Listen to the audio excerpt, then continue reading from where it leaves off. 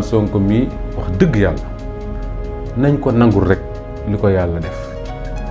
parce que day tax mu yomb ci ñun ñëpp benn waaye nee na ma Macky Sall bu muusoon te bëgg régler problème Ousmane Sonko da koy bàyyi ak yàlla bu yàlla nangoo lim def ci moom rek Sénégal ay bàyyi ko mais tant que yàlla nanguwu ko mënoo ci dara te yàlla dafa am benn waaye bu baax ma ko dox mu ne ma yàlla boo ko dee bu defee ngay xeex bu defaree Moustapha ngay xeex Moustapha da koy dollil pour wan la ne maa ko def te mënoo ci dara mais soo xoolee Ousmane Sonko man su may seetaan campagne bi gis nit ñi ànd ak moom dama naan non lii nekkatul politique kese nañ ko wax rek mu leer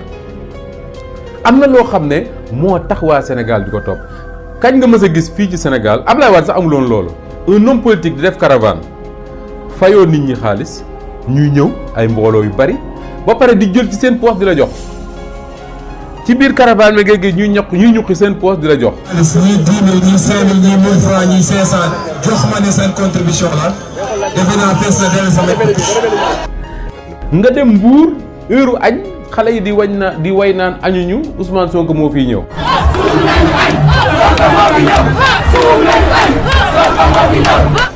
mais y a quelque chose. parce que Ousmane Sonko dàqul jàng ci réew mi gënu fee rafet gënu fee jantal je sais pas moi bu ñu doon tànn xëy na